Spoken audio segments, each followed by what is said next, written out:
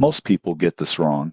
They assume PulseAdvance is just another payday or buy now pay later app. But the surprising truth in 2026 is that it combines early wage access, installment payments, and helpful financial tools all on one platform. When used responsibly, it can cover short-term expenses without leading to high-interest debt. Here's how PulseAdvance works. The app allows you to access a portion of your earned wages before payday, often within hours. Eligible purchases can also be split into smaller installments over several weeks. PulseAdvance charges a flat, predictable fee per advance or transaction, rather than traditional interest, making budgeting easier. PulseAdvance also offers features like dashboards, repayment reminders, and notifications to help track spending and plan cash flow. The downside? Overuse can get expensive. Frequent advances or missed payments add up quickly, and relying too heavily on the app may hide deeper financial issues. Tips for responsible use. 1. Only access funds you can repay on time. 2. Set reminders for all repayments. 3. Maintain a small emergency fund to avoid over-reliance on advances. Who should use PulseAdvance?